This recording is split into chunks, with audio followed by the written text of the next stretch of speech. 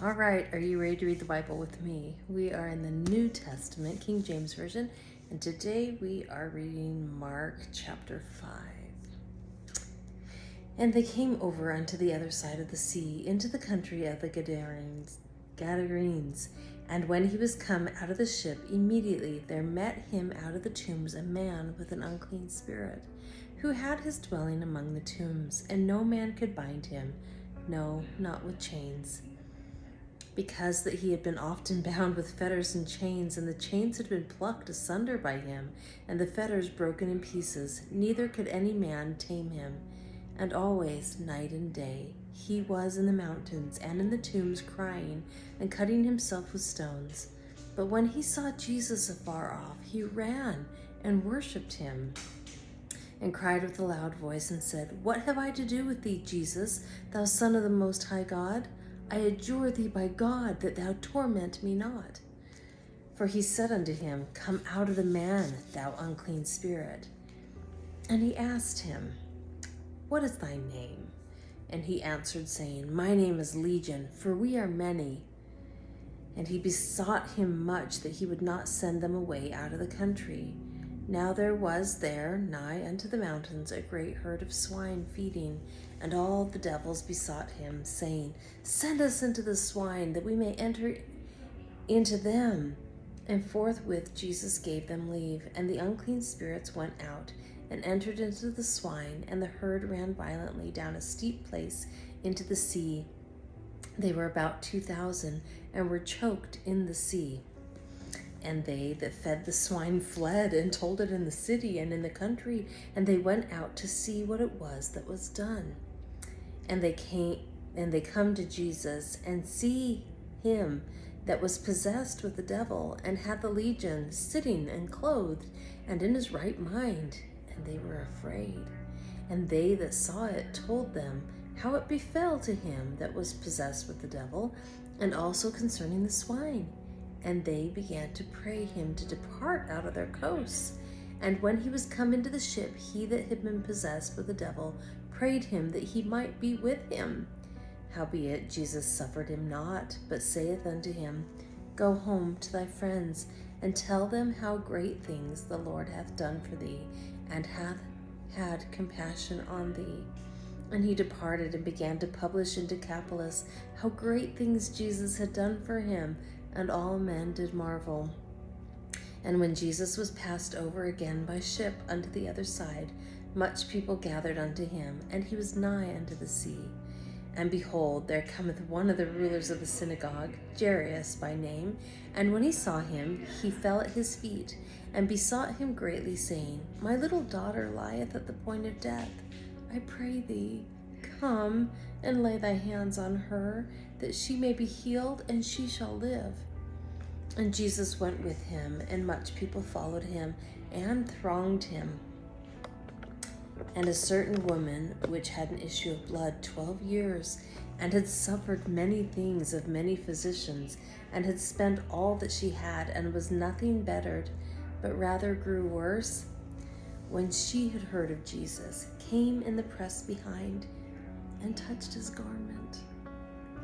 For she said, If I may touch but his clothes, I shall be whole. And straightway the fountain of her blood was dried up, and she felt in her body that she was healed of that plague.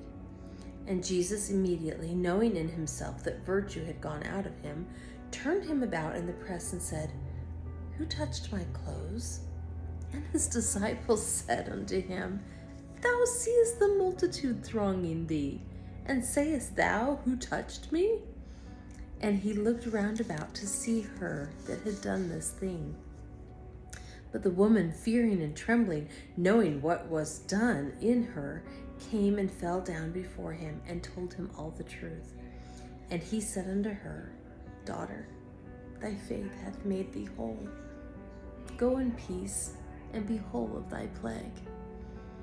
While he yet spake, there came from the ruler of the synagogue's house certain which said, Thy daughter is dead. Why troublest thou the master any further? As soon as Jesus heard the word that was spoken, he saith unto the ruler of the synagogue, Be not afraid, only believe. And he suffered no man to follow him, save Peter and James and John, the brother of James. And he cometh to the house of the ruler of the synagogue, and seeth the tumult, and them that wept and wailed greatly. And when he was come in, he saith unto them, Why make ye this ado, and weep? The damsel is not dead, but sleepeth. And they laughed him to scorn. But when he had put them all out, he taketh the father and the mother of the damsel, and them that were with him, and entereth in where the damsel was lying. And he took the damsel by the hand, and said unto her, Talitha cumi, which is, being interpreted, Damsel, I say unto thee, arise. And straightway the damsel arose and walked, for she was of the age of 12 years. And they were astonished with a great astonishment. And he charged them straitly that no man should know it, and commanded that something should be given her to eat. Okay, that is it for today. I am just always so, not amazed, but just heartened by just how much compassion Jesus had. It's not that he just did these miracles. Just the fact that it's a miracle is amazing enough. But he had such compassion for the people that he touched.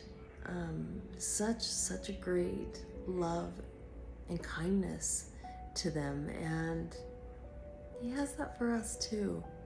We had a bit of a miracle yesterday.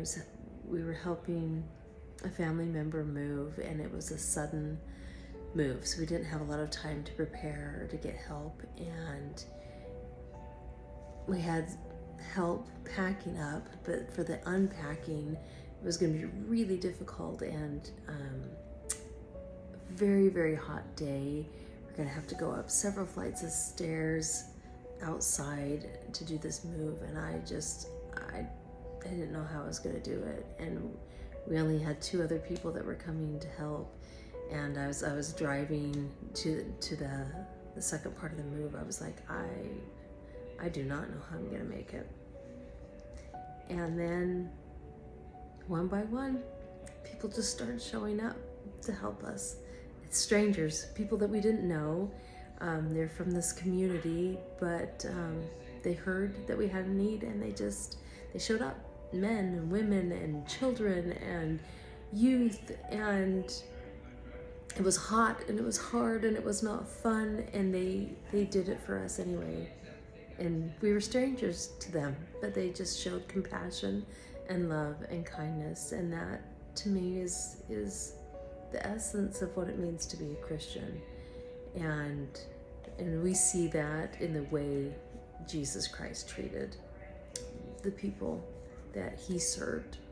He did it with such love and compassion and kindness. Anyhow, just thought I'd share that with you. I hope you have a wonderful day, and I hope you have an opportunity to give service to somebody else, whether it's somebody in the grocery line that you could just be kind to, whether it's somebody, if you're driving in traffic, you can just be a little more patient and not get flustered and allow, people to cut in front of you or whatever. There's so many ways that we can be kind and loving and generous and gracious. So I hope you have a wonderful day, and I will be back here tomorrow. I will see you then.